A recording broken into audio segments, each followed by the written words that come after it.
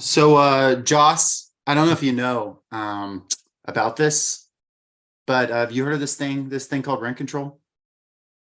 In passing. Um, so for context, listeners, we have been part of a drive to get rent control in Georgia. Would I say every day for the last month, knocking on doors at this point? Maybe literally every day at this point. I don't know, but like it seems like every conversation I've had with you outside of the book, it's about the books. I've been like, hey, we gotta talk about this rent control thing. Knocking on doors, windows, chasing people down to the park. I haven't chased I haven't chased anybody.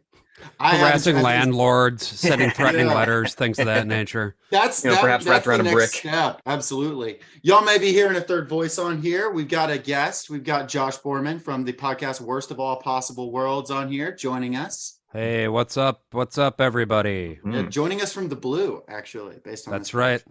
Yeah, you're up in New York, right? New York City, baby. Greatest city in the Yeah. world. Let's go, Mets. Hey, New York, baby. Did you know you recommended this book? You didn't know that we lived in Georgia when you recommended this I book. didn't It's actually. it couldn't have been more perfect. Yeah. Yeah, because that whole book set in Georgia. We'll get into that. But yeah, appreciate you having you on. Yeah, we really like your show. If people are listening to this, should definitely check that out too. If you like talking about the media of a dying empire, that's y'all's whole thing. That's what we do. That's certainly what this book's about. It's media about a dying empire, yeah. It certainly Yeah. is. Also, Audacity just crashed on me. Do we want to yeah. start over again?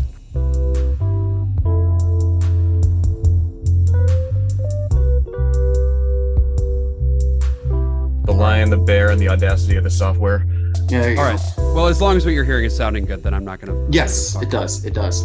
Does this sound better when I do this? Does this sound better than the other way? Doesn't really sound tangibly different to me, to be Okay, honest. awesome. All right, let's keep going. I'm so Cool, sorry. cool. Yeah, Yeah, no no worries. worries. No worries. We've got Josh on here. We have Josh and Joss. So of course have to enunciate that. But that'll be okay. But yeah, Joss and I have been having a big time recently knocking on doors. It is hot out here in Georgia. That is a theme in this book. Right now, we're just like thankful if it doesn't get above 100 when we're knocking doors. If we're at Yeesh. those temperatures, we're okay. Yeah, Joss, before we get into talking about this book, you mentioned to me that this is a book will happen if there's no left organizing in the South, that this is just inevitable, essentially. Yeah, pretty much. It's because you don't see a trace of that at all. You don't get a sense that there's a left formation, or indeed, kind of a populist formation, other than the rebels, other than the That's militias exactly right. who are going around. It's every sort of organization that we encounter it just goes toward the prolonging of the war, essentially. Exactly. And we'll get into the meat of it, but that's exactly right. So that's how I'm tying it together. I mostly said you heard about rent control to get a rise out of Joss, because you've probably heard that term more times in the last couple weeks than It sounds like a decent idea. I don't know. Yeah, sounds like a good idea. God, I mean, please. it's a hot topic here in New York too. Like the Yeah. rent stabilized units, the rents just got hiked again because they've been frozen for a couple of years during the Yeah. pandemic. Oh wow. They were originally going to be raising the rent on rent stabilized units by up to, I want to say, like some stupid number, like 12 or 16%. Wow. Thanks to on the ground organizing and people getting in on rent stabilization board meetings, the number went down to, I want to say it's 3% on a 1-year lease and 5% on a 2-year lease, which is still a lot, honestly. Yeah, it's still but- more manageable, but it's still like for someone who's already having trouble paying their rent, like Right. Mhm. anything's an increase. Yeah, exactly. And of course their wages aren't going up by that same amount. Oh no. No way. But that's the struggle. That's where we're at. But yeah, right now in Georgia, we're trying to get it because Atlanta is just that the prices are just, I mean, they're going up and up and up. I know I don't have to tell somebody who lives in New York about rent prices. I know they're crazy out there, but yeah, here it's just the city's grown so fast, and there's no rules around it. It's out of control. But we're doing the work. But That's, to get into, what we're here to talk about, to get into the book. I just want to ask, I reached out to Josh and I was just like, hey, I love your show. Would you be at all interested in coming and talking about a book, long shot, but, and, you were down, you recommended this book. Was there something about this book that stuck out to you, or what about this book made you think, hey, this would be like a good thing to chat up? Yeah, well, I mean, obviously, y'all do a socialist book podcast. That's right, yeah. Something that is interesting about this book to me is that the first time I read it, which was like right after it was published, pretty much, I read it when it was 2017, yeah, 2018, somewhere in there. I remember cracking the book open, and the first thing you see when you open it is a map, and on this map, it is the United States, and the entire state of Florida is underwater. As is much of the Southeast, as well as, Baja California and stuff like that. New York City's underwater. And I was like, okay, this is interesting. And it says the United States circa 2075. So already I was like, okay, this is speculative fiction about, what could happen in the future in the lines along which another civil war could be drawn. And I think that it completely nails some of the specificity, but I also think it really misses on a number of things in terms of what would actually happen from a class perspective in the United States. And so I like the narrative. I'm fascinated by the setting and the characters, but I think the politics of it are a little weird. And so that's kind of what I was most interested in talking about with similarly minded people. Yeah, I'm right on. I was wondering if you were going to get on and be like, yeah, and this is exactly what would happen and whatever. And I would have to be like, and this is my favorite book. And I was like, maybe I did like it. Like I had a great time reading it. It's relative. There's some times I had to like sigh and look at a wall for a minute because I was sad, but like, yeah, I'm in line with that. I'm definitely interested to talk about that. Josh, did you have a similar feeling on it?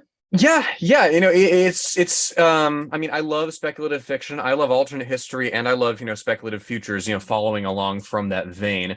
I think what surprised me a little bit is how disinterested the book generally is in what's happening outside of that free southern state sphere. There's two maps on that front page, actually, because there's the United States one, and then below that, there's free southern state circa 2075, which encompasses Mississippi, Alabama, Georgia, South Carolina, what remains of those, right? Because there's a lot of flooding that's happened. The coastline has moved back several miles. And that's where the majority of it is set. It starts in Mississippi, goes across to Georgia, and it's kind of muddy outside. We get a sense of what's been going on geopolitically. China's, of course, doing great. There's been a big unification of the Middle East and North Africa. And there's some involvement in terms of like shipping arms and just light industry goods into consumer goods into the South. But we don't really get a sense of what the rest of the world from 2023 or 2017 when it was published to 2075 has really gone through. And this is interesting. The author, he actually wrote it in 2015. He did not believe Trump was going to win, and he said it actually took him aback. And I'm surprised because this seems like a post-Trump written book. Yeah, I think that's pessimism. Yeah.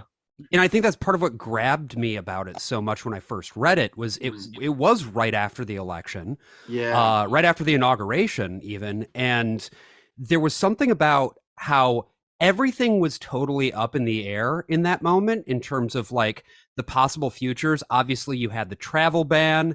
I was around the time this book got published. I remember I went out to JFK Airport, Terminal 4. Because there was a mass demonstration about the travel ban. And I remember it was right around the same time that I don't remember if I read this book after that or, this is all kind of at the same point in my head. But just having that moment of being at the airport, seeing all of the, lawyers like pouring in, trying to get these people some way to get in, through asylum or whatever else it may be. And being like, oh shit, this is so fucked in a way that things have not been fucked before. And so the sort of event horizon of what could be is so wide right now. And it's interesting now coming back to this book, like 6 years later, because I think some of the predictions that it made have come closer to fruition, whereas others have, not. I always think when I think of that period, I think I was a senior in high school when Trump was inaugurated. And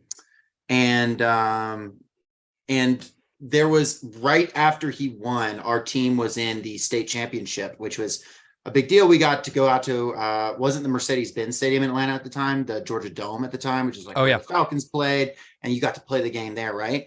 And you'd think the whole focus would be on the game, but a bunch of dumbass students brought this huge MAGA flag, right? A literal confrontation, like fight, happens in the stands during the football game, this high school football game, and it's all around this flag that some like 16 and 17-year-olds have.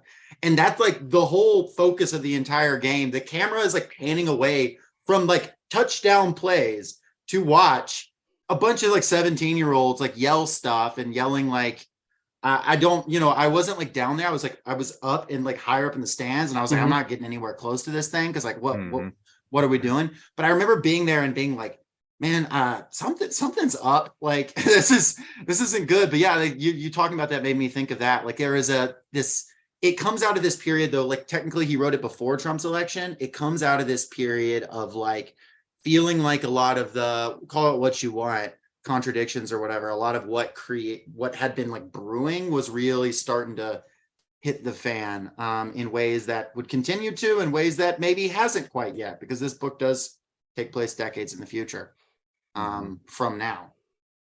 Though it feels the most like, of all the books we've read, it feels the most like Parable of the Sower, which I was just thinking that, yeah. I mean, Parable of the Sower is a completely different book, but it does. Have you read Parable of the Sower, Josh?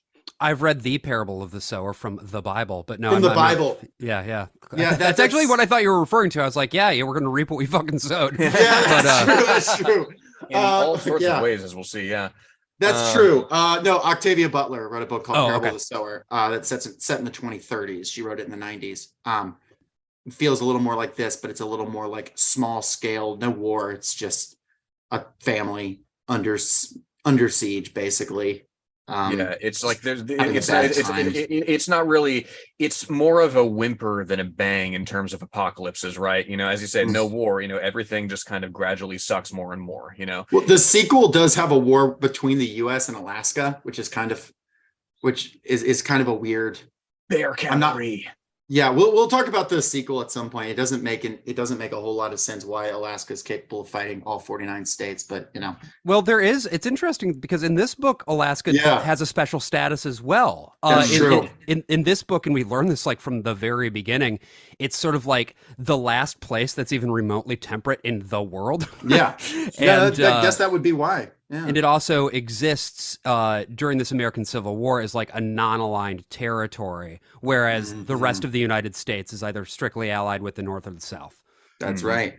Well, let me get into the author a little bit, Omar El Akkad, before we go completely into the book, because I want to talk about him.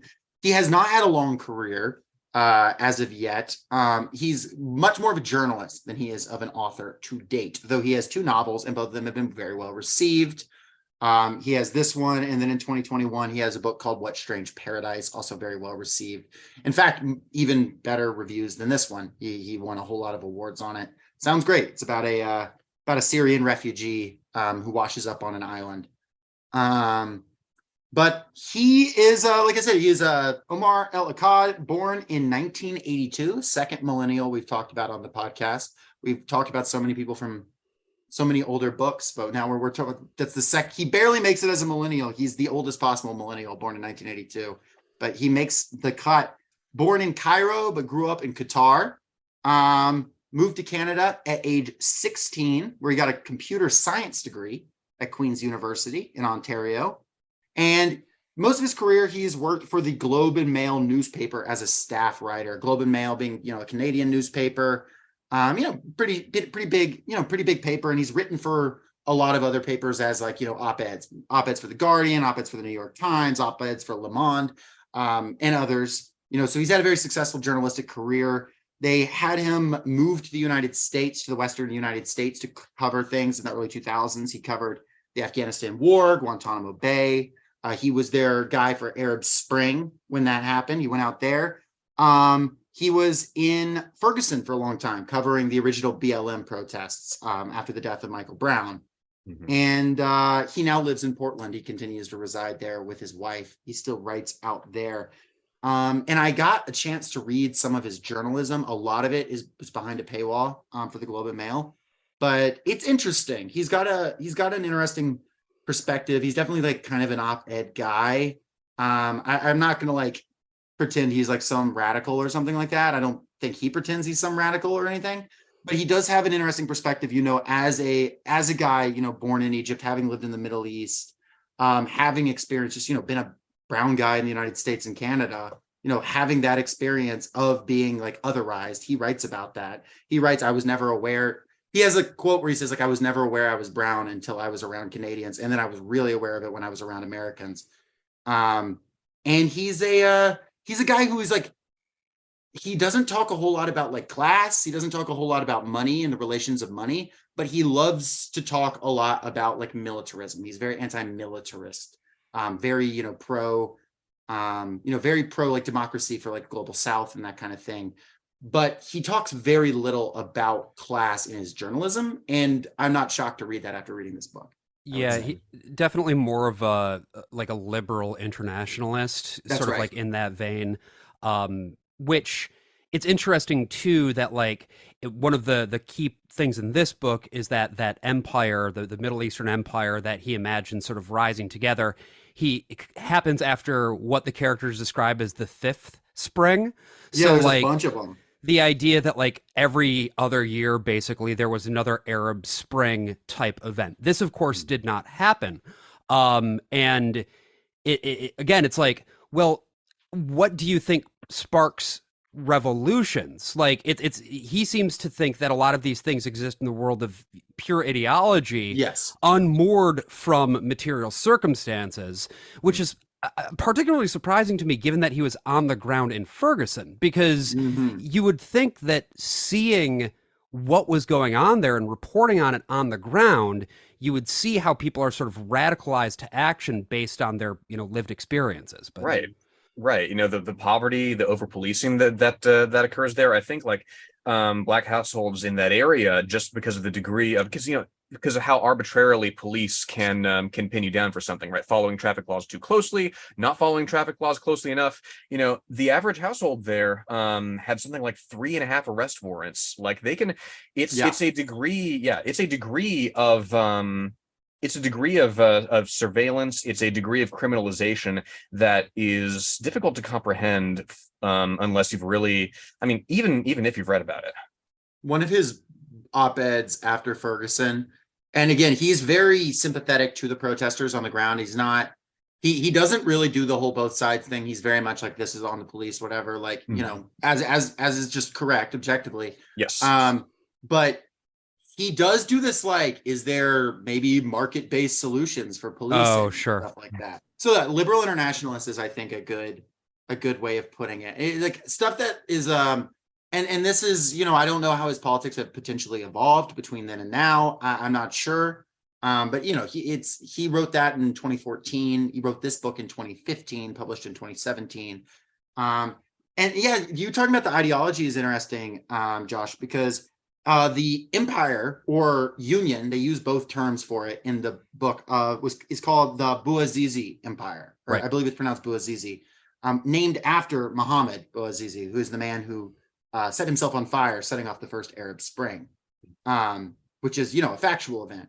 And he's a man who did that to protest. He was Tunisian, and he said he was a vegetable salesman. He set himself on fire in this act of, really, gruesome protest against, what he saw as like the, oppression.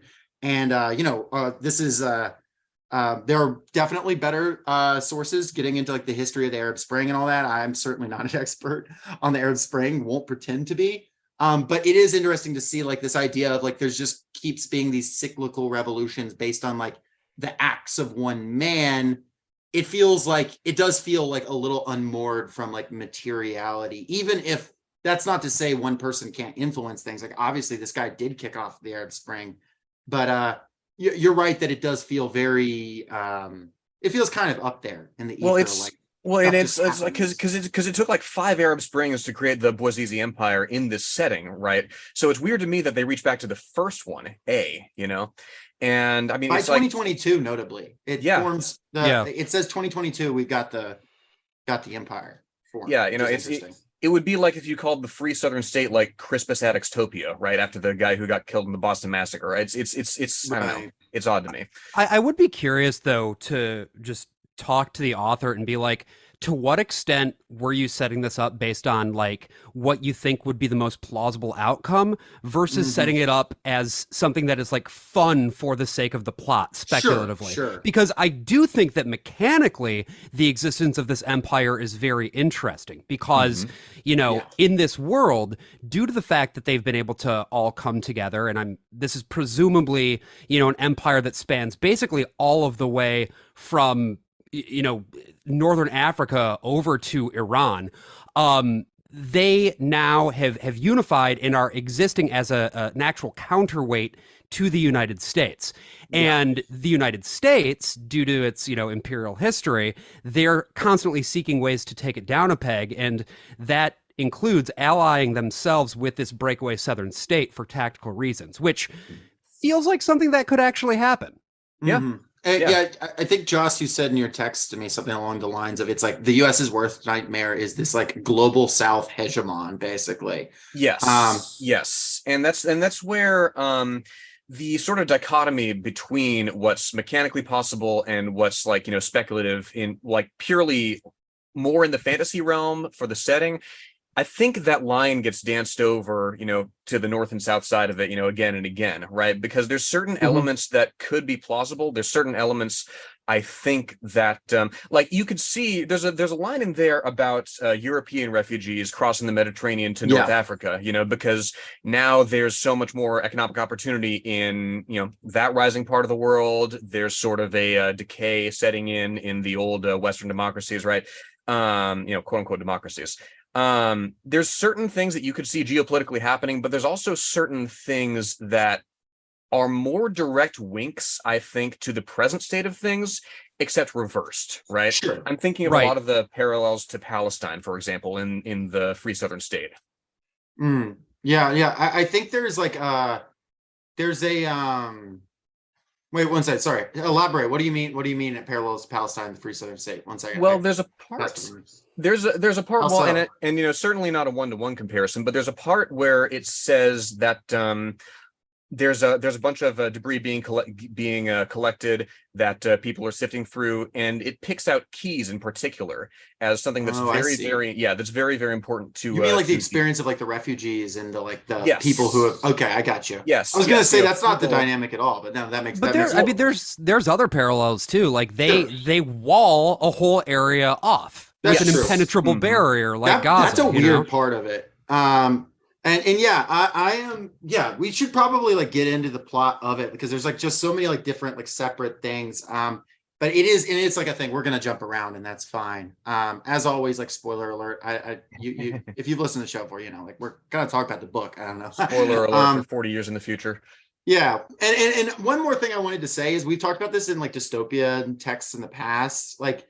Author doesn't write a dystopian text to predict the future. Author writes a dystopian text to make a commentary on the current conditions. Maybe some of it is predictive, like in their minds, but a lot of it is just like Brave New World doesn't think that they're gonna all worship Ford. He's making a point about like the relationship of like monopoly capital to people. So as we so that's like obviously like notable and worth like keeping in mind. One more thing I wanted to throw in, I read an article by Omar El Akkad. He did a road trip right after Trump's election and just interviewed people all around the country. He was paid to do that, and he has an interesting quote that he says, "To observe the United States from that vantage point was to observe a place simultaneously coming clean and coming undone." And he continuously repeats lines like this. He said he felt like there was a lot more, there was like an emergent honesty in a lot of like people in the aftermath of that. And, but there was also just a lot of like, what I would call contradictions. He doesn't really refer to them as that, but like hitting the fore. And he also makes reference to in periods where the U.S. has its greatest steps of progress, historically, there have been the greatest backlashes in those steps of progress. Right. He notes, obviously, the abolition of slavery gets met with, of course, you have the Civil War, and then you have you have Jim Crow and all that horrific stuff, the KKK. You have civil rights, and you have, the backlash that comes to that, the crackdown after that. And you have in this book the abolition of fossil fuels, and you have a civil war to come out of it. And I think that he makes that note there, and that's a very intentional, like, action and reaction sort of thing. That makes sense. I do see that in there. He does notably, and I give him credit for this, he does call him in that article, he does say that, like, the Democrats need to take take credit for their loss because they're weak center rightists at best. And I did appreciate that, even though he does seem kind of like a liberal, he does seem like he's a liberal with some spine, and I appreciate that. Yep. But cool. Where do we want to start on this book? Like, getting into it. Joss, do you want to kind of frame the I suppose the first perspective, I had to go back and skim the prologue again just to get a sense. No, I did the exact same thing. Yeah, right, because the prologue is from the perspective of the journalist that's the narrator. The narrator is himself a journalist. Benjamin, right? Yes, Benjamin, who has collated this series of testimonies, and also between every chapter there are historical documents, right? There are the newspaper articles, there are interviews sort of laying out the contours of this civil war that's lasted from the 2070s into the 2090s, right? So this is it's a retrospective that we're getting into, right? And that's why I had to skim it again, right? Because you see it from his perspective in the prologue, but you don't see the character pop up again until very late in the novel. And you don't get a sense until the very last chapter that indeed that is from whose perspective it's being written. And he's writing this from his first home in, as we say, New Anchorage. Because sea levels rose, Yes. Old Anchorage is toast. Yes. And it's worth noting that... Well, it's worth noting at the beginning, he describes, Sarat. Did y'all say Sarat or Sarat? How are y'all saying that name when you were reading it? Sarat? I pronounce it like Sarat. Yeah, Sarat? it's because it's to quote from the book. Well, go for it. Her name was Sarah T. Chestnut, but she called herself Sarat. The latter was born of a misunderstanding at the schoolhouse earlier that year. Right. The new kindergarten teacher accidentally read the girl's middle initial as the last letter of her first name, Sarat, which I think is, you could say Sarat if you wanted to, but I think Sarat is... My brain just kept reading it different ways for some reason, but like he describes her at the beginning, and I kind of thought there was like a romantic relationship in the way he originally describes her, but he's her nephew. Right. And it's she's an authority figure, a distant, estranged family member that comes back to him in a way that we'll get into. That for all her contradictions, for all her for all the mistakes that she makes, he still looks up to her in a certain way. And Sarah is she's like the protagonist of the novel. She's our main character. I just like looking online what people said about this. I saw someone joke that they're like, she's gonna be the like Tyler Durden, or could be the Tyler Durden or the Joker, like she's literally me character. And I was like, I cannot imagine a person who thinks that, but then again, I can't imagine a lot of people. She wheels herself into Columbus at the end with the feet on the air and your head on the ground. Also, give us another 20, 25 years, like That's again, true. Future conditions are going to be different from how they are now. People are like, she's literally me. This is an aspirational character. The author endorses being like this person. Yes. And so he says, I'll go into it briefly here. So his favorite postcards, he says, are from the 2030s and the 2040s, the last decades before the planet turned on the country and the country turned on itself.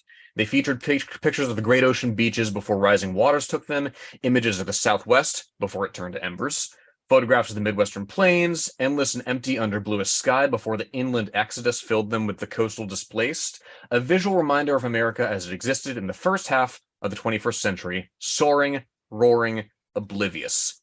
And so you fix that in your mind as he's laying this out for you.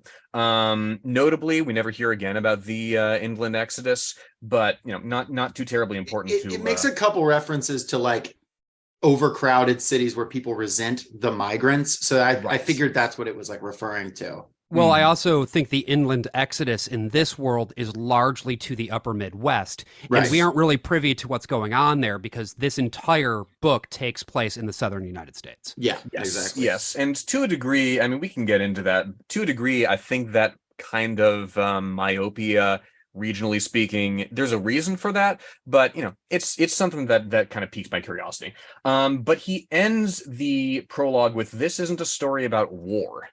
It's about ruin." And I'm still turning over in my head kind of what to do with that precisely.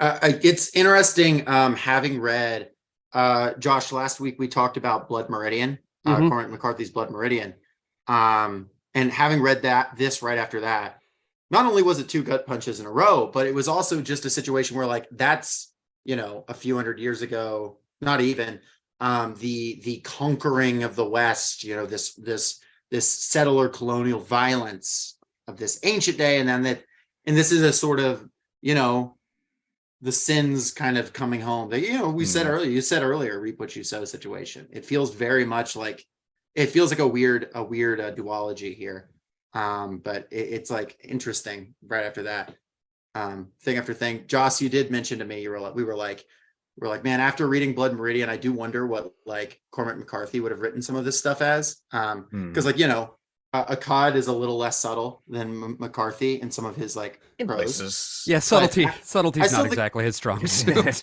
It's still good. I still think it's pretty well written, though. I agree. I it's agree. pretty strong.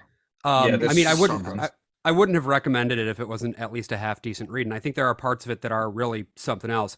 I think specifically that this isn't a story about war; it's about ruin. Was probably him wanting to have a punchy way to end that prologue, because it doesn't really, that's not the thesis of this book, honestly. I mean, you can say ruin in the sense that our protagonist Sarat does get ruined by the war, but it is a story about war. Like, right. I guess you could have said it's not about the war, like the big war, it's about the small war. I don't know. I guess that sounded better. I as someone who writes, I get it. You want to have like a punchy chapter in. But also you're right. It doesn't, where does the ruin come from? The fucking war. Right. Well, and certainly to me, there is a sort of parallel between the country of the Free Southern States, between the rest of the Union and how it treats the Free Southern State, and what that does on an individual level, particularly to Sarat. So I think, he's pointing us in that direction, certainly. And Sarat is, to just go into her a little more, our protagonist, she starts the book as a very, young girl. She is she's living with her family on the edges of the Free Southern States. They're not quite in there, but they're in a sort of sympathetic territory. They're living, near the Mississippi Sea because the water has moved in. And whatever we can say about the end of the prologue, he really knows how to start a chapter, right? Mississippi Sea is the sun broke through a pilgrimage of clouds and cast its unblinking eye upon the Mississippi Sea. And actually, that word pilgrimage is interesting. It comes back a little bit in ways I'm only now seeing. But and she lives with her family there. And her mother Martina, sister Dana, her brother Simon. And her father, what was her father's name? I'm blanking now. But Benjamin. Right. And they live there. And honestly, the beginning of the novel, you have Martina's perspective for the first little while because Sarat is so young. You have a lot of Martina in the first few chapters, but they're living fine. Sort of just surviving on water that they collect themselves and surviving the heat. And you can tell from the beginning, like they're not like about to starve or anything, but there is a level of discomfort. And of course, this war is encroaching on them. And for that reason, they want to move north. And this is really the only time in her life, notably that Sarat has any kind of comfort, any kind of happiness. Yeah. Because she's just like a girl who's like chilling and is just curious and poking around in the water and having a pretty decent time despite everything. Despite summer lasting from March through mid-December. Yeah. Mm-hmm. And they're in Louisiana. Louisiana is just outside of what we'll learn is sort of the core of the free southern state, the states of Mississippi, Alabama, and Georgia. So the reason that Louisiana is not technically part of it is that they were not one of the states that was party to that original secession agreement. However, the Mexicans are actually pushing in from the West because there is another Mexican-American war going on as well.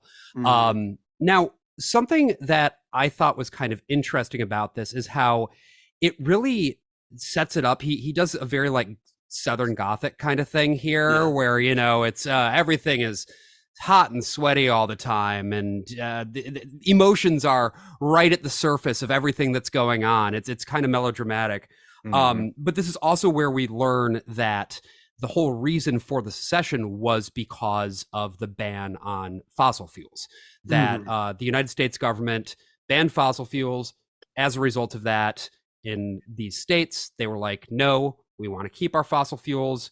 Martina, she thinks, how bad would it really be, she wondered, if the federal government in Columbus simply stopped wasting so much money and blood trying to hold the fractured continent together.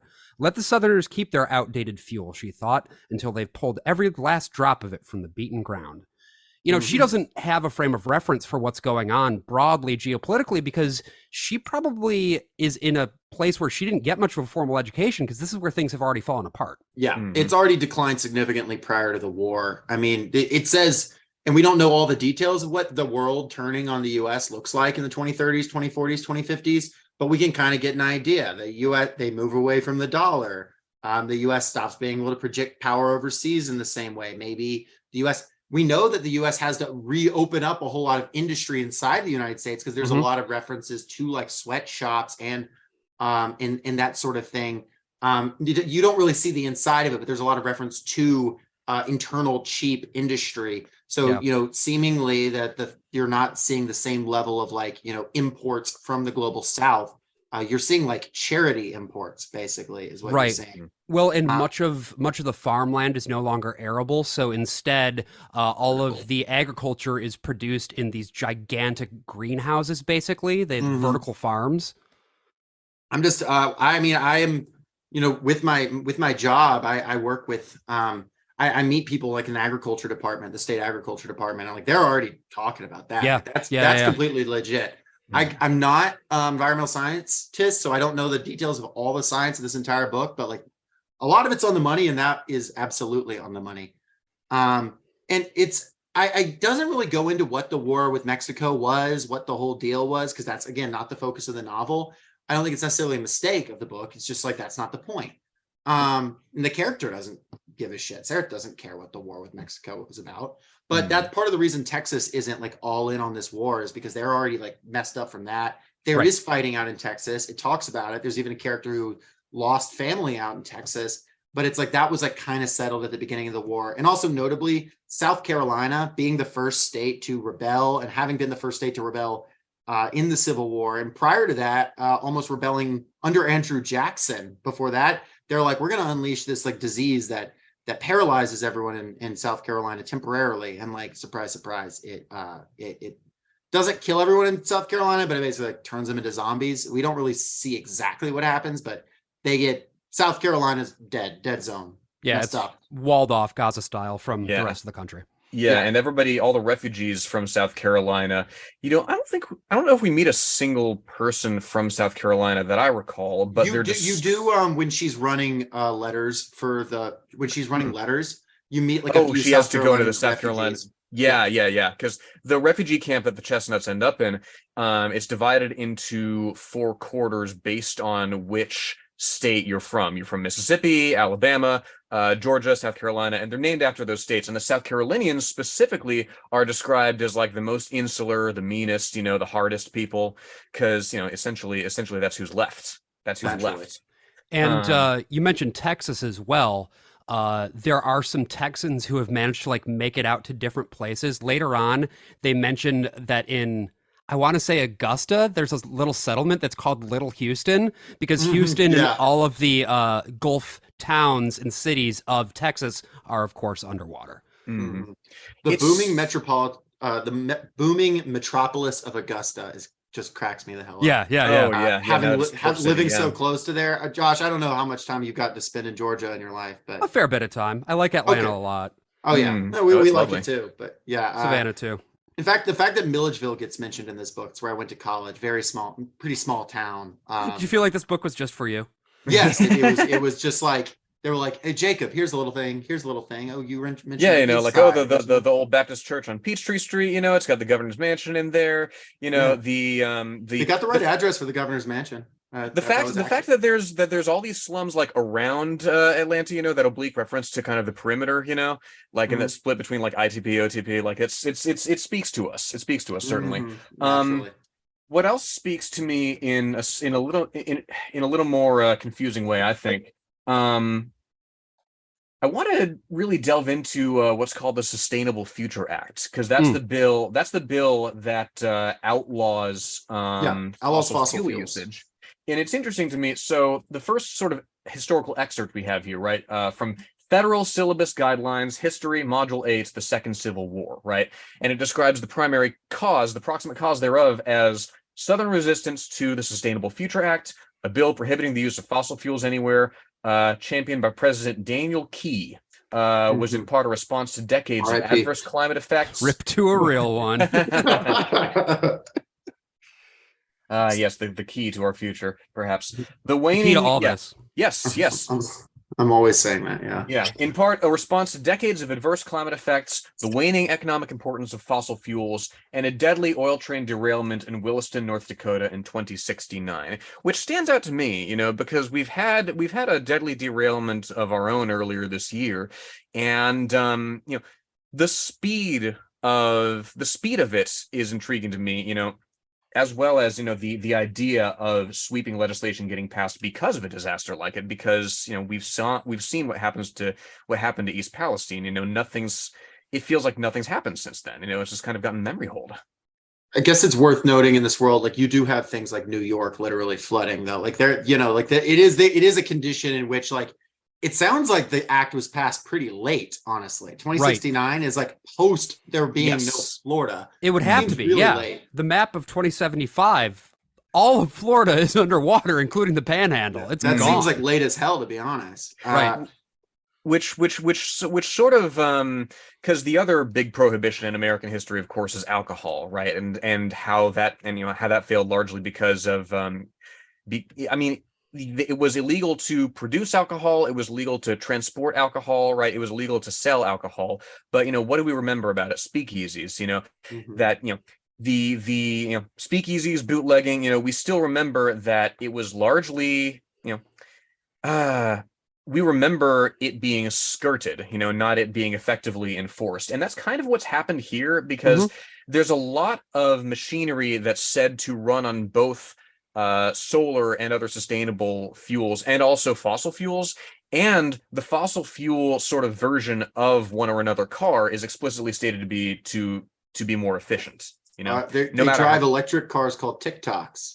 Isn't that funny? They're like, it's spelled exactly like the app. What a I don't weird know. choice. I know it. TikTok wasn't like a thing. No, it was before TikTok was a thing. That 2015 was well before it. I don't even know if it was Musically at that point. I don't remember. I don't Musically, remember Musically that. until Musically. I remember 2017 is the first time I heard about Musically. Okay, well then there you go. TikTok couldn't have come around until like late 2017, early 2018. Lay the heaven. I don't know. I was dating a guy in 2017 who was on Musically, and he was like just mouthing Disney songs and had 10,000 followers, and it was terrible. I had to pretend like I liked it. It was awful. There's a certain parallel to the free Southern states culture, isn't there? Yeah, but that TikTok, strange, doesn't really say why, but it broke the immersion every single time. Not this author's fault. I do not blame him. But man, that was just every single time I was like, they were driving a what? But yeah, but this family is, for obvious reasons, wanting to move north. The war is being fought right where they live. Right. So they want to go. Classic refugee situation. And also it doesn't say this explicitly, but like if the ocean moves anymore, they're going to be underwater too. Like on the most secure land in the United Mhm. States. They're in an area that clearly has been flooding consistently. And we should point out the water is actually fairly important in this book. Very, yeah, I would say central. it's the biggest motif Yes. that they use, actually. Yeah. Yes.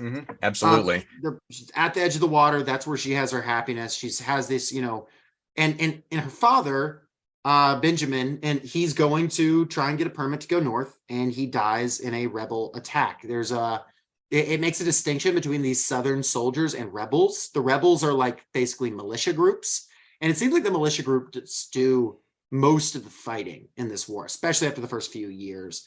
I also like the detail that for most of the war, no militia group has more than like 10 guys in it, and it's just a bunch of groups of like 10 guys, which that's like incredibly accurate. That sounds about right. Yeah. Yeah. Super niche fascist tiny formations, because like they can build no mass base of anything. It's just like different guys with very niche visions of what like returning to tradition looks like. Yeah, just getting their shit rocked. That's the thing. Like we were discussing, the mass character of fascism just the other day and how it, might manifest in the United States.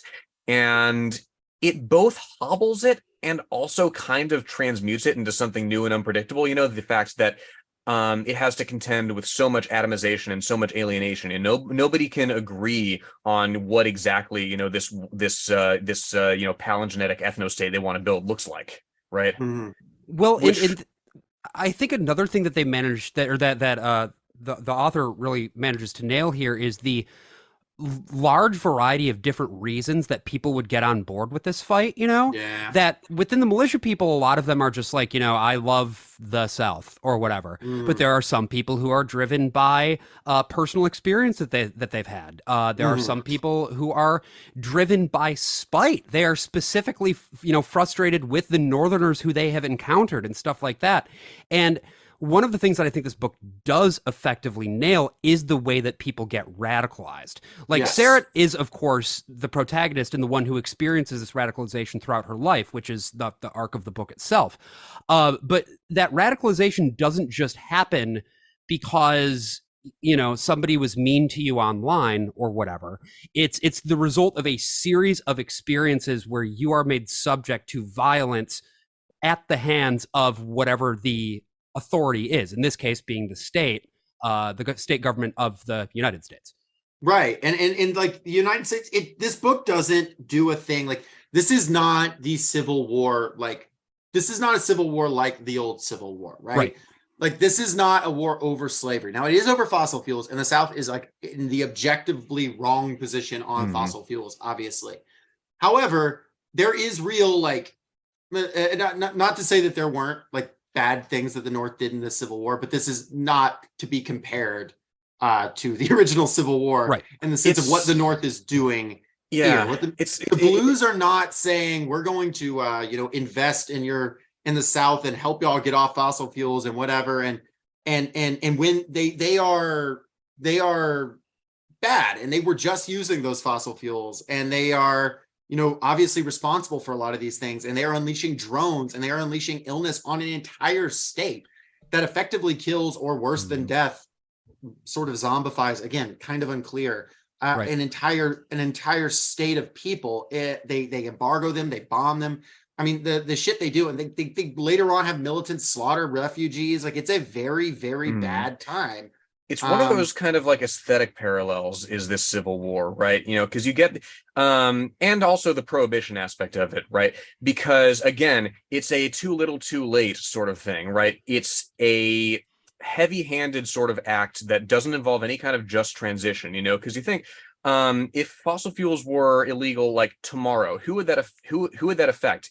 Everybody's got to drive to work, right? That's this, and I'm not saying fossil fuels shouldn't be, phased out, but that's the thing. Like the North isn't going about it in any sort of way that there's not any real sort of a planned just transition about it. You get the idea that the United States,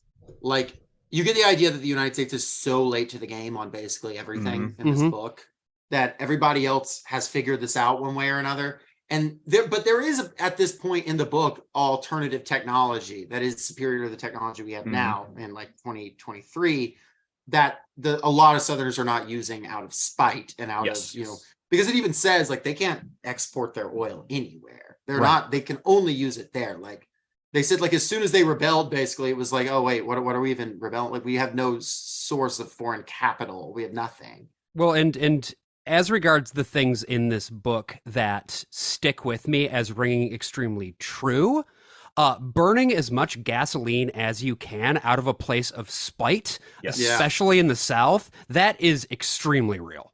Yes, it is. Yes, it is. As a vegan guy, you know how many times I hear, "Well, I'm going to eat 2 burgers just for you." Right. When someone Right. finds out, and by the way, not one of those vegans that cares what other people do, and I've never tried to push it on anyone, and yet they'll just hear that. Yeah, Like, and it's that like- is a real thing, you know. And it's like, what?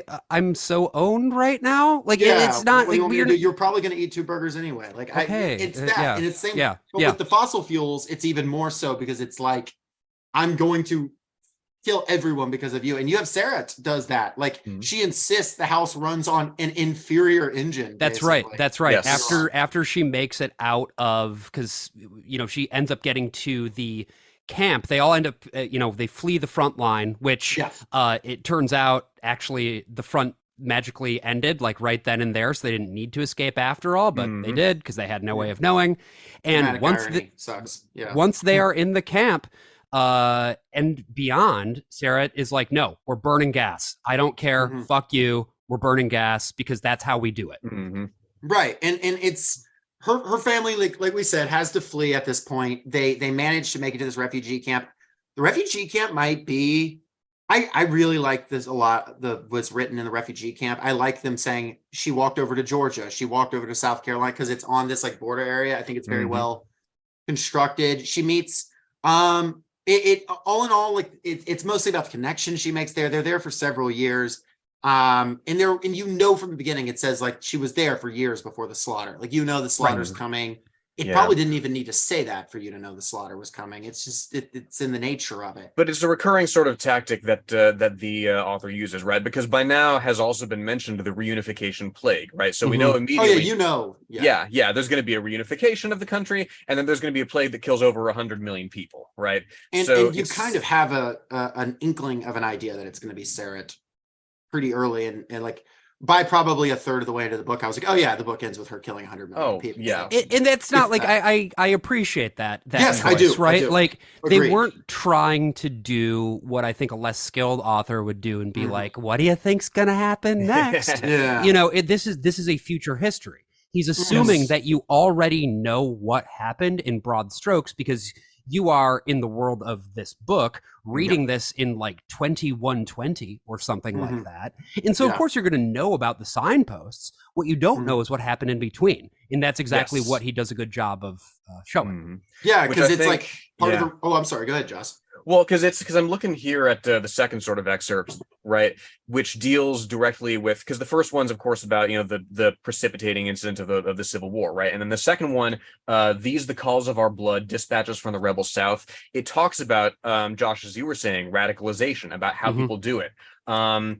Specifically as regards the Southern rebel recruiters, they knew how to find the ones who were most likely to do it. It being one or another terrorist act, right? They And kept the war watchers is in kicked off Mhm. like that, Yes, too. yes. They kept watchers in the hospitals where they looked for suicide attempts, and in the schools where they looked for outcasts, in the churches where they looked for hard-boiled extremists feverish with the spell of the Lord. And Jacob, you're absolutely right. This is referring to one of the other inciting incidents of the war, which is the assassination of Daniel Key. Julia R.I.P. to a real Templestowe is the perpetrator thereof, right? And she's fresh. She's mentally ill of some description, like fresh from some trauma that's landed her in the hospital. And they get her out and they convince her to wear this basically walking nail bomb that they call a farmer's suit. And they tell her they'll remember you forever. When this is over, they'll build cities in your name. Which notably is the same thing they say to Sarah before she kills 100 million people. Yes, And yes. I have And my doubts anyone's building cities in her name. well, because there's a country song about her, of course, to sort of harken back to that, right? But the only other thing that we see named after Julia Templestowe is Sarah's rifle. Yeah. Which is It intriguing. just begets more violence, essentially. Exactly. There's nothing ends. I will Mhm. say one thing that is cool about the way that this is sort of put together in terms of the excerpts from secondary texts and stuff like that, and putting it next to the narrative, I think that part of what the author was going for is like, what if all of the things that you have heard about in the news and read about in the stories that are going on broadly in the Middle East were happening right back home in your own country? Yes.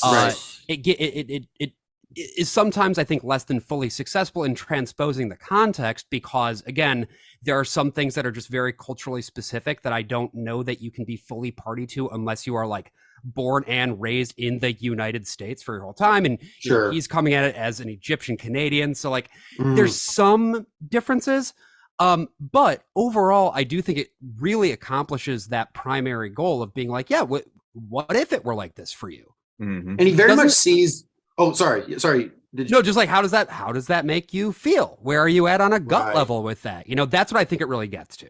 He does see, like, it's interesting. He's coming at the US literally professionally on a journalistic level, you know, and there's a lot of like combat journalists in this book. You know, he did combat journalism in Afghanistan. Right. And notably read some of his journalism, a lot of it behind a paywall, was really good at describing the war in Afghanistan, was very critical, again, of the US from very early, by the way, in the Afghanistan conflict, when a lot of people weren't. So again, props to this guy for that. But yeah, you can almost imagine people over in the Bouazizi Empire or Bouazizi Union, you hear both, right? Reading about this in the same way that we read about, quote unquote, over there, you know? And you have this like, so, and you have them in these refugee camps, you know, this idea, and he cares a lot about refugees, both being from that part of the world. And also, I mean, we know that his second novel is about a Syrian refugee. So he's got that fixation on refugees. And she spends this time in this refugee camp. She's actually like, you know, she makes a friend named Marcus there, who he's kind of a recurring character in the book, that he, you know, later on will become a soldier that feeds her information. Yeah, she has her first like pubescent experience of like being seen in a sexual way by Marcus, and that's a exciting moment for her to realize that, you know, her sister, who is more feminine, has been the one who's been getting the attention of everybody before. But there's something about being seen that is very exciting for her as well, because she's seen in a different way, and there's things that she can do as well, which I thought was like, oh yeah, you're actually making a character here. This is not just like a person who exists for the sake of mechanics of the plot. This person is finding sort of an inner life, and I'm seeing the steps along the way of how this person is becoming the person she is. And I think she's a very strong character. Notably, we need to describe what she looks like. She grows up to be 6'5", says she's built like a refrigerator or a brick, and she has a shaved bald head. Which is awesome. If there's a guerrilla war, you want her on your side, certainly. Yes. No, I'm recruiting her first. Or for what's the game where the 12 guys fight? I'm recruiting her for that. I kind of thought she was gonna the Yufsi, which is I genuinely thought she was gonna fight in a Yufsi. Like I thought that was like it was doing a thing, and which like I'm kind of glad it didn't, because that wouldn't have really made any sense. But I thought it was leading up to that. But that's also not to be confused with a Yifsi, where you watch a bunch of furries having sex, which is that's a different thing entirely. That's a completely that's a completely different. That's the South's other pastime. Right. Exactly. Furry weekend. This is what they took from you. That's what they had on all the signs. But yeah, and so they spend this time in this camp, and it escalates. Her brother Marcus joins this group that's like a, you know, her brother Simon, he gets in some like right wing. It's one of those dipshit militias, one of those some stupid militia that like they are just doing dumb shit and like stealing meat and stuff, and then they, you know, obviously are not very competent because they get defeated immediately. Right. You know, her sister Dana is not. She's you know, being pretty and like. I like their relationship because her sister is very different from her, and I thought it was going to set up this rivalry thing, but she actually has a very close relationship with her sister. Following the camp, especially, her sister always calls her beautiful girl. I do wish that Dana was a bit better defined as a character, and Simon for that matter, but Dana especially was like, it seems like if you want her to be the foil to Sarah, you need to build her out a little bit more so that her only differentiating character trait isn't she's pretty. Right. She's pretty, and then like, and then of course her death is very much you know, a way of just like really hitting over and over and over, like Right. took this, took this, took this. Mhm. And then Martina the mother is, I wrote down about Martina. I like that she's kind of like a dumbass sometimes, but like honest about it. Mhm. That's her relationship, but she unfortunately, it's interesting because if you read the first few bits of the book, like, you know, Martina features so heavily, but she dies, and she dies off the page. You don't Mhm. see her die. You don't know how she dies. You just know when the militias come, and they do come, and we know they're going to come. They overrun the camp, and they just you know they mass murder people. They butcher and butcher and butcher.